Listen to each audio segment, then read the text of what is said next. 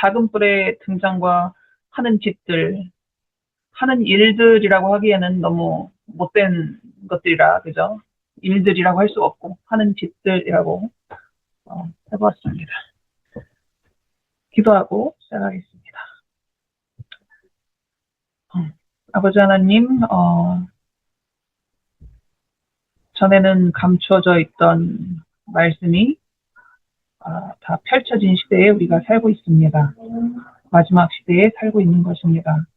정신을 차리고 아버지와 가까이, 아버지의 말씀과 가까이 지낼 수 있도록 인도하여 주시옵소서. 또한 아버지의 말씀을 펼칠 때에 저희에게 필요한 지혜를 넉넉하게 허락하여 주시고 성령으로 항상 인도하여 주시옵소서. 예수님의 이름으로 기도합니다.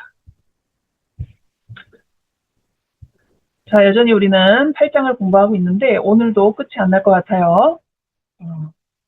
자, 다니엘서 2장, 다니엘서 7장, 다니엘서 8장 이렇게 세 개의 역사를 계속 반복해서 말씀해 주고 계시는데 7장의 주제는 심판이었고 8장의 주제는 성소다라는 거 전에 말씀을 드렸습니다. 그런데 기억하실 수도 있겠지만 이렇게 여러 나라가 있고 바벨론이 빠진 이유는 이미 말씀을 드렸어요. 이 성소에 대한 예언에서 바벨론이 아직 망하지 않았음에도 불구하고 이 성소와 관련된 예언에서 바벨론이 갖는 지분이 없는 거죠.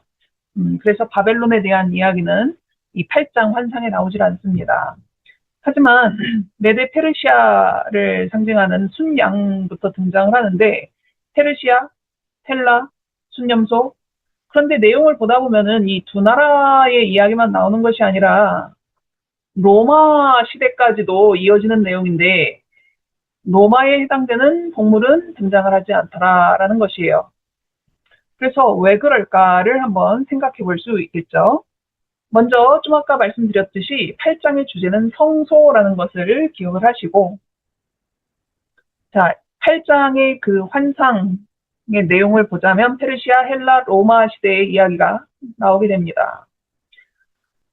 페르시아는 이 환상을 받을 때는 아직 바벨론 시대였긴 하지만 여하튼 페르시아는 고레스 왕으로부터 시작해서 몇몇 왕들이 이 유대 백성에게는 되게 좋은 일들을 해줬어요. 그죠? 그래서 고향으로 돌아가게도 해주고 예루살렘에 성전을 다시 지을 수도 있도록 해주고 성전뿐만이 아니라 자치권을 준 그런 왕도 있고 막 그렇단 말이에요. 그러니까 페르시아라는 나라는 이 유다 민족 또 유다라는 나라에게는 되게 고맙고 긍정적인 역할을 해준 그런 나라죠. 헬라가 다스리던 시대에는 이 헬라는 이스라엘 지역도 헬라화하는 그런 일을 했습니다. 헬라화했다는 말이 그 세계 역사로 봤을 때는 그닥 나쁘지 않게 느껴질 수도 있지만 하나님의 백성들이 헬라화가 됐다라는 얘기는 그죠? 좋은 영향을 받았다라고 볼 수가 없어요. 가장 많은 것들이 우상 숭배와 관련된 내용이 될 거니까. 그래서 이스라엘을 헬라화하고 그다음에 성전을 더럽히는 그런 이제 사건들도 있었습니다. 그 다음 이제 세계를 다스리던 나라가 로마인데 로마는 이 성소 되시는 예수님을 죽게 만든 나라가 로마였잖아요. 그 다음에 실질적으로 그 물리적인 성전 다시 만들었던 헤롯 성전까지도 결국은 파괴를 시키는 나라가 로마입니다.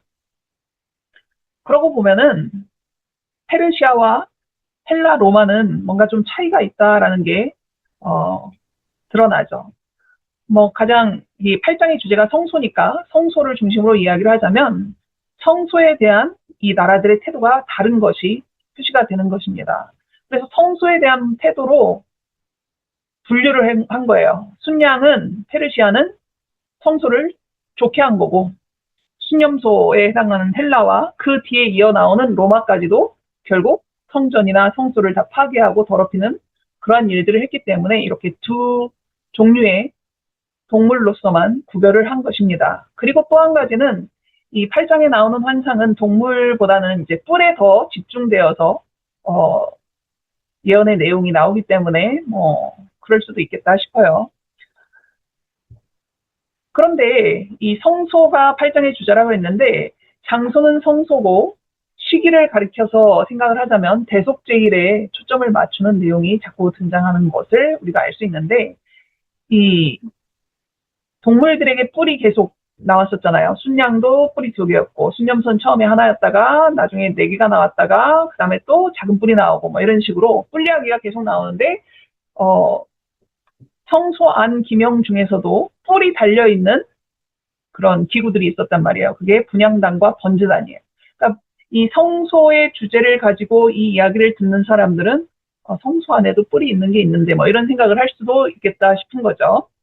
그런데 이 분향단과 번제단에는 뿔이 있는데 대속죄일이라는 절기에 이 분향단과 번제단을 정결하게 해야 되는 그런 일이 있었다라는 것입니다. 그래서 분향단, 번제단, 뿔 뭐 이런 이야기를 들으면 유대 백성들에게는, 신실한 유대 백성들에게는 대속죄일이라는 절기가 같이 떠오르도록 이 8장의 환상이 구성되어 있구나라는 것을 알 수 있는 거죠. 자, 지난번에 보여드렸던 이제 지도입니다. 자, 여기 빨간색으로 표시된 게 예루살렘이고요. 그리고 여기 그리스가 있는 지역을 제가 하늘색 원으로 표시를 해놨는데, 이 그리스를 포함한 이 반도를 우리나라가 있는 나라는 한반도라고 하는 것처럼 여기도 삼면이 바다다 보니까 이걸 반도라고 하는데, 이 반도의 이름은 발칸반도라고 합니다. 제가 학교 다닐 때부터 되게 싫어하던 과목이 죄다 사회과 관련 과목들인데, 지리도 싫어하고 역사도 싫어하고 정치 경제도 싫어하고 다 싫어했는데, 요즘 그 다니엘서 공부하다 보니까 맨 그런 얘기잖아요, 그죠? 예, 지리도 알아야 돼, 역사도 알아야 돼, 당시 뭐 정치 경제적인 상황도 또 조금씩 나오고, 왜 이렇게 된 건지 모르겠지만, 자, 이것이 무슨 반도라고요? 예, 발칸반도입니다. 자, 이게 알렉산더가 다스리던 당시의 영토인 거잖아요. 이 파란색이. 자, 그리고 나서 4개의 나라로 나눠졌어요. 그죠? 뿔 4개가 난 거. 그리고 이 발칸반도, 그리스의 서쪽에서 이렇게 동그라미 표시를 했는데 어떤 나라가 생기는 것입니까? 로마. 예, 여기서 보면은 다니엘 8장 9절에 보면 그 중에 한 뿔에서 또 작은 뿔 하나가 나서 남쪽과 동쪽과 또 영화로운 땅을 향하여 심히 커지더니, 뭐 여기에 보면은 서쪽도 없고 북쪽도 안 나오긴 했어요. 그런데 이제 잠시 지도를 보시면 그 이후에도 북쪽 얘기는 당분간은 이제 등장할 필요가 없고, 그죠? 예, 남쪽, 서쪽 뭐 이런 것만 이제 일단은 이해를 하시면 되는데, 다 기억은 못 하시겠지만 대략으로 좀 이따 다시 나올 거니까 지도를 눈에 담아 두시면 좋을 것 같습니다. 사실 8장 8절부터 이렇게 연결해서 보면은 더 좋은데 그걸 제가 안 적어놨어요. 그 중에 한 뿔에서 또 작은 뿔 하나가 나서 라는 표현이 나와 있는데, 원어를 가지고 그대로 해석을 하자 보면은 이제 한글 해석이 좀 부족하다라는 것을, 번역이 부족하다라는 것을 알게 되는데, 내 방향 중 한 방향에서 작은 뿔 하나가 왔다 라고 했습니다. 작은 뿔이 어디서 왔는지를 알려주는 거예요. 어느 쪽에서 왔는지. 근데 그 작은 뿔이 남쪽과 동쪽과 또 영화로운 땅을 향하여 심히 커지더니 라고 했는데, 여기에 남쪽과 동쪽, 아까 북쪽도 뭐 여기에 표시가 안 됐다라고는 했지만 북쪽 얘기는 아직 나올 때가 아니라서 그래요.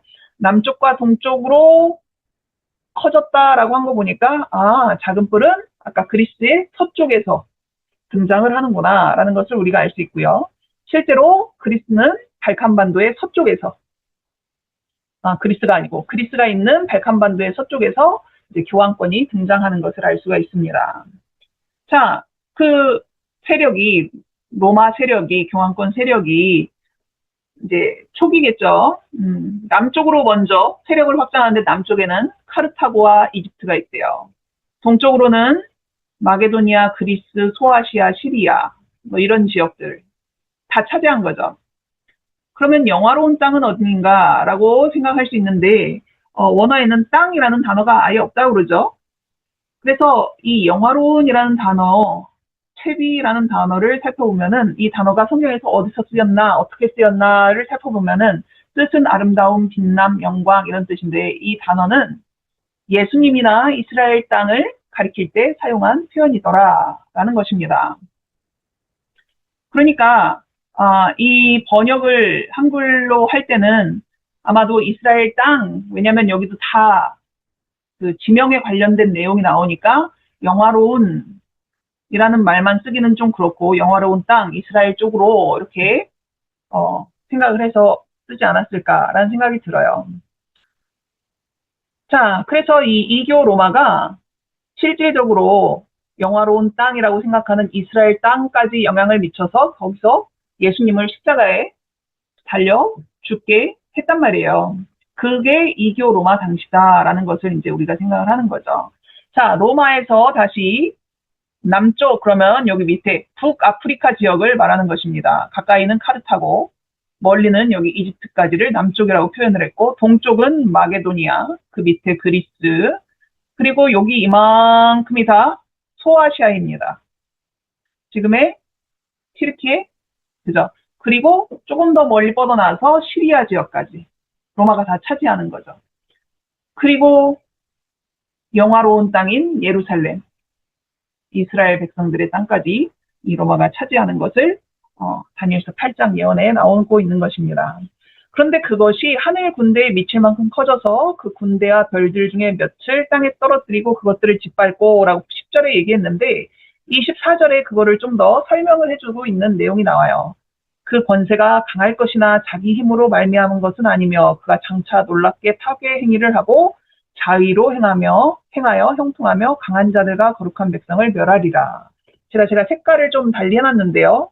하늘 군대, 그 군대는 하늘 군대를 다시 받아서 쓴 말이고요. 그리고 그 군대의 별들, 이거를 24절에서는 강한 자들과 거룩한 백성이라고 쓴 것입니다. 자, 그러면 하늘 군대는 천사들이 싸우는 천사들로 구성된 군대일까요? 라고 생각할 수도 있지만 계시록까지 통틀어서 성경을 본다면 이 하늘 군대는 거룩한 백성이고 그 백성은 이 땅에 있을지라도 하나님의 백성을 이미 하늘에 속한 사람들로 보기 때문에 하늘 백성, 하늘 군대라고 하는 것입니다. 그런데 작은 뿔이 하나님의 백성들한테 영향을 미치는 거잖아요. 그래서 그 군대와 별들 중에 몇을 땅에 떨어뜨리고 막 짓밟고 멸하고 이런 일을 하는 것입니다. 그러니까 사실 이거는 작은 뿔이 이 땅의 세력만 욕심을 내는 게 아니다라는 것을 알 수 있어요.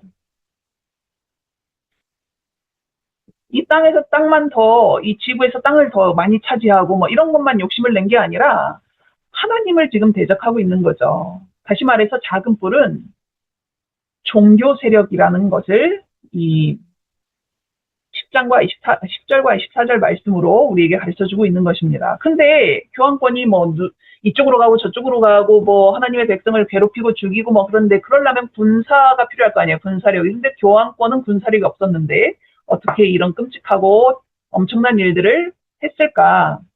교황권이 정치 세력과 연합을 해서 그죠? 로마 안에 바티칸 안에는 군대가 없을지라도 정치 세력과 연합함으로 그 세력을 사용하는 것이었습니다. 그리고 자의로 행한다 이런 표현은 새로운 나라가 건국되었다라는 의미인데 실제로 중세시대에는 교황이 자기 마음대로 행하면서 나라가 거의 나라가 세워지기도 했죠. 그러면서 교황이 모든 나라 위에 유럽의 모든 나라를 다스리는 그런 시대가 있었습니다. 자, 11절 얘기하면 또 스스로 높아져서 군대의 주제를 대적한다 라고 나오죠. 군대의 주제는 이 표현이 성경 다른 곳에 나온 것을 찾아보면은 여호와의 군대 장관 이런 표현으로 나왔던 여호수아서에 나왔던 예수님이구나 라는 것을 이제 찾아볼 수 있게 되는데요. 지금 우리는 작은 뿔에 대해서 얘기하고 있는 거예요. 그죠? 작은 뿔이 이 부분을 다시 원어로 해석하면 작은 뿔이 자신에 의해서 자신을 높이는 겁니다. 그런데 어디까지 높이냐면은 군대의 주제, 예수님을 대적해서 예수님을 향해서 높아지는 거죠.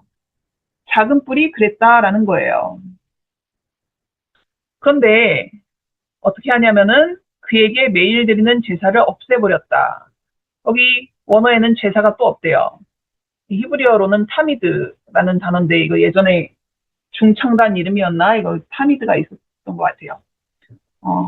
그래서 저는 그게 히브리어다 뭐 이런 거 모를 때 어렸을 때 중창단 이름이 타미드구나라고 생각을 했었는데 나중에 이제 알고 보니까 성경에 나오는 타미드라는 단어를 가지고 중창단 이름을 만든 거였더라고요.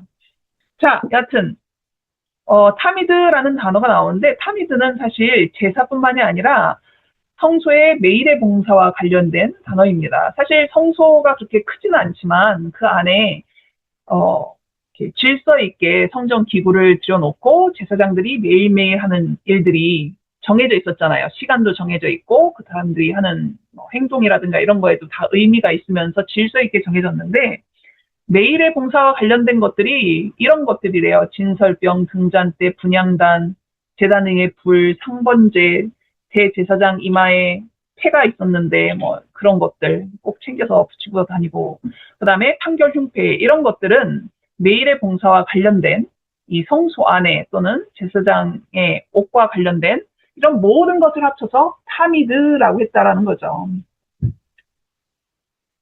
자, 그렇게 매일 드리는 제사를 없애버렸고 그의 성소를 헐었다 했는데 여기 그는 앞에 나온 군대의 주제입니다. 그러니까 여기 예수님의 성소인 거예요. 지상 성소가 아니라. 근데 감히 그저 작은 뿔이 뭔데 이 예수님의 성소에서 드려지는 타미들을 이렇게 대적하고 막 지 맘대로 뭘 없애버리고 그럴 수 있었을까 참 신기한 일이기도 하고 놀랍기도 합니다. 자, 여하튼 그런 일들을 해요. 근데 그의 성소를 헐었다라는 표현이 나오는데 이 헐었다는 원어 뜻은 내 던지다라는 의미래요. 내 던지다. 자, 작은 뿔이 어떻게 감히 타미드도 없애고 예수님의 성소를 내 던졌을까를 생각해 봐야 되는데 자, 넘어가기 전에 이 샬라크라는 단어를 한번 기억을 해주시면 좋겠어요. 작은 뿔이 어떻게 그런 일을 했는지는 12절에 나오는데 이 샬라크라는 단어는 좀 이따 다시 나오니까 기억을 해두시면은 연결해서 이해하시는 데 도움이 됩니다. 12절이에요. 그의 악으로 여기서 악은 반역이라는 뜻입니다. 그의 악으로 반역으로 말미암아 백성이 매일 드리는 제사가 넘긴 바 되었다라고 했는데 이것도 조금 더 정확하게 해석을 하자면 한 군대가 세워졌다. 타비드 위에 반역으로 인하여. 순서가 이상하니까 조금 더 부드럽게 해석을 하자면 반역으로 인해서 매일 드리는 제사 위에 한 군대가 세워졌다. 제사를 담당할 어떤 집단이 세워졌다라는 뜻이래요. 하늘 성소의 제사는 누가 담당할까요? 지상 성소에서는 제사장들이 있잖아요. 하늘 성소의 제사는 누가 담당을 해야 됩니까? 예수님이 하시겠죠.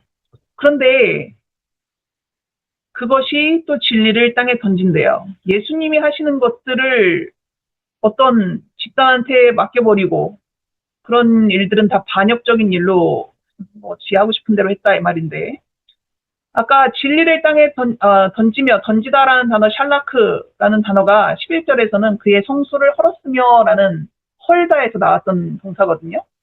근데 11절하고 12절은 같은 내용을 반복하는 거예요. 12절에서 11절 내용을 다시 설명을 해주는 거죠. 다시 말해서 진리를 땅에 던지는 것과 그의 성소를 헐었다라는 것은 같은 내용인 것입니다. 재미있고 쉽게 말씀드리고 싶은데 이 부분은 좀 어렵긴 했네요. 자, 그러니까 교황권이 하늘 성소에서 예수님이 하시는 매일의 봉사를 자기가 가르쳐가지고 예수님만 하실 수 있는 일을 우리가 한다, 내가 한다라고 하고 어떤 집단에게 자신의 군대 역할을 하는 사제들한테 용서도 대신해 주고 그죠? 뭐 예수님이 없애버린 제사도 천주교에선 미사라는 걸로 제사를 아직도 계속 드리고 있고 뭐 이런 식의 예수님이 하시는 일들을 자기들이 하는 걸로 이렇게 해버렸다 말이죠. 그거를 다니엘 시대에서는 반역적인 일로 보고 있는 것입니다. 그런데 문제는 이렇게 그렇게 진리를 땅에 던지고 예수님이 하시는 제사를 그렇게 빼앗아서 반역으로 지들 맘대로 하는데 형통했대요. 잘 나간 거죠. 그렇잖아요. 중세시대 역사를 보면은 그 교황권이 지들 맘대로 하면서 되게 잘 나갔던 시절이 있단 말이에요. 그러면 진리는 무엇입니까? 어, 진리가 무엇인지 살펴볼 건데요. 이번에는 페샤라는 단어를 한번 기억해 두시기 바랍니다. 여기서는 악이라고 했죠. 반역이라는 뜻이고요. 자, 먼저 진리를 볼게요. 시대의 소망에 보면은 이제 진리가 무엇인지를 설명을 하는데 진리는 하나님의 정부의 원칙들과 구속의 경륜이다라고 이렇게 정리를 했습니다. 진리는 하나님 정부의 원칙들, 정부의 원칙들을 보여주는 것이 법이죠.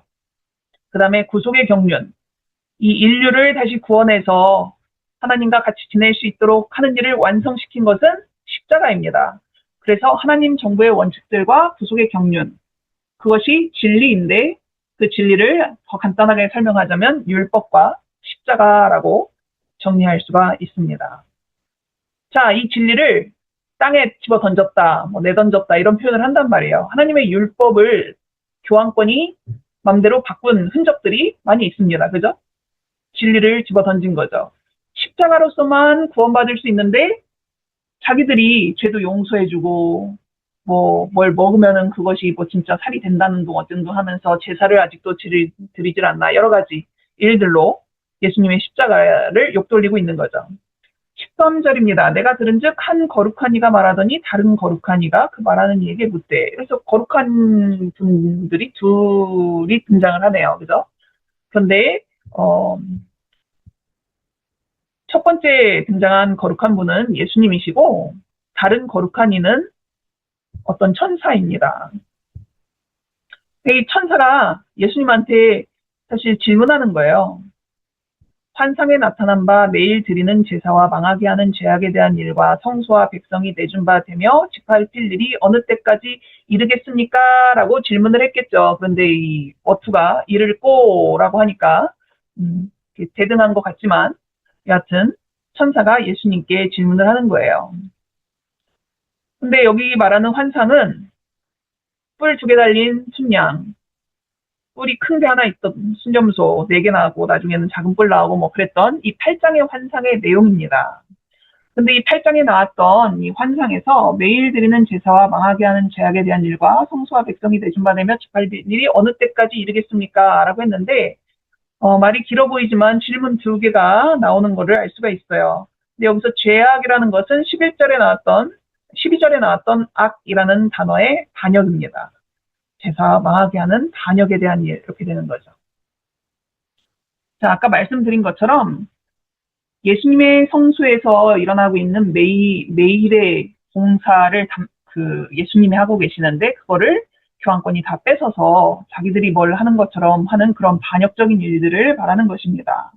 첫 번째는 타미드는 언제까지인가 라는 질문을 하고 있는 거고요.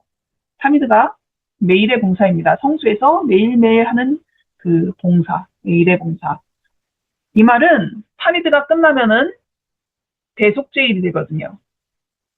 그러면 언제 대속죄일이 시작되는 것입니까? 라는 질문과 크게 다르지 않습니다. 두 번째 질문은 뭐 이렇게 길게 나왔죠. 망하게 하는 반역이 성소와 군대를 짓밟는 것이 언제까지입니까? 라는 2개의 질문을 지금 천사가 예수님께 하고 있는 것이에요. 그래서 결국 이 8장의 환상은 처음에도 말씀드렸고 다시피 성소에 대한 내용이고 그리고 대속죄일에 대한 내용이 계속 이어지고 있습니다. 이렇게 타미드가 언제까지이고 이 반역이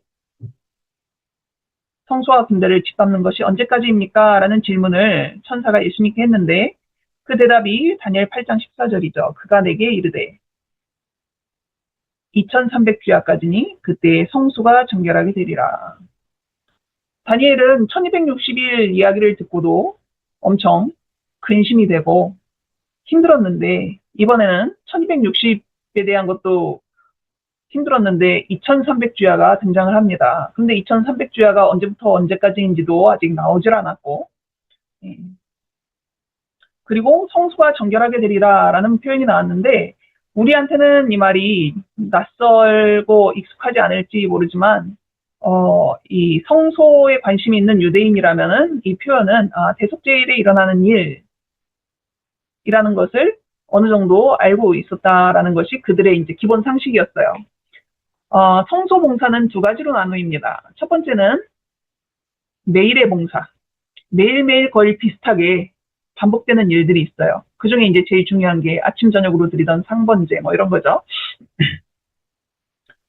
제가 죄를 지으면, 뭐, 기본적으로는 양, 가난하면 비둘기, 뭐 이런 거 갖고 가서 저 죄를 지었다 그러면 이제 제사장이 저한테 제가 갖고 온 그 짐승에다가 안수를 하게 하잖아요.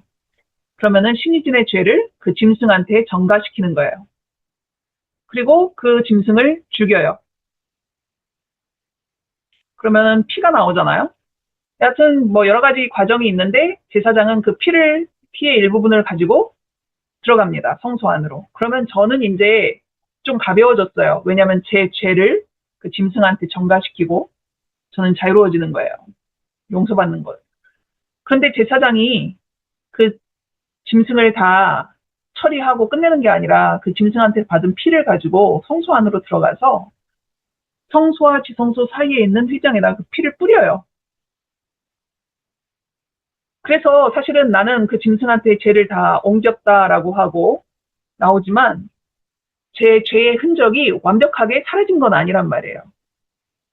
그 양의 피가 성소 안에 어딘가에 흔적이 남아있는 거잖아요. 그런데 대속죄일이 되면은 1년의 과정을 거친 다음에 그 성소의 휘장을 완전히 깨끗하게 하는 일이 생기는 것입니다.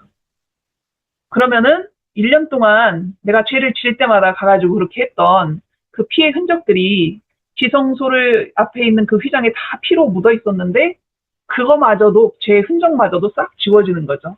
그거를 이제 성소가 정결하게 된다라는 표현을 쓴 거예요. 다시 말해서 성소가 정결해진다라는 것은 하나님의 백성들의 죄에 대한 기록마저도 완전히 사라지는 날인 거죠. 그리고 그것이 절기 이름으로 말하자면 대속죄일이고 그 대속죄일이 실제 역사상으로 일어난 것은 1844년에 예수님이 재림하실 걸로 오해했지만 재림하신 게 아니라 지성소로 들어가셔서 저 일을 시작하신 그 사건을 말하는 것입니다. 그러니까 그 사건이 시작되려면은 2300주야가 먼저 끝나야 된다는 얘기예요. 네. 거기까지 하고 사실 다니엘도 이거를 충분히 다 이해를 하지 못하는 장면이 이제 뒷부분에 나오죠.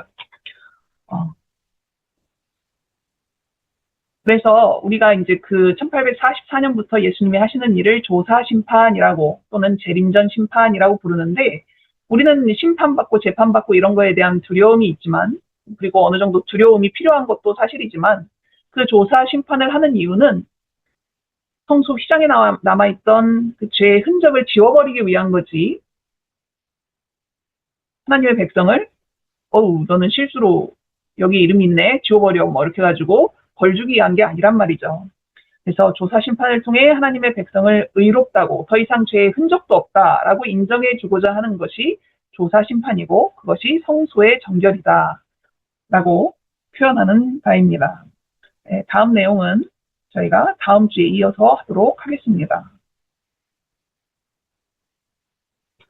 자, 기도하고 마치도록 할게요. 지금 하늘 성소에서 조사 심판을 하고 계시는 예수님을 잠깐 상상해 볼 수 있었습니다. 우리에게 심판은 항상 두려움을 주는 그러한 단어이기도 하지만 우리를 구원하기 위해서 모든 것을 하신 예수님을 우리가 믿고 의지할 때 우리를 의롭다라고 하시려고 하시는 그 일임을 기억할 수 있도록 도와주셔서 저희로 두려움뿐만이 아니라 감사와 또 기대가 생길 수 있도록 인도하여 주시옵소서. 이 말씀을 충분히 이해하는 것이 저희에게는 쉽지 않지만 말씀을 펼 때마다 저희가 이전보다 더 많이 또 더 분명히 기억하고 이해할 수 있도록 도와주시옵소서. 예수님의 이름으로 기도합니다.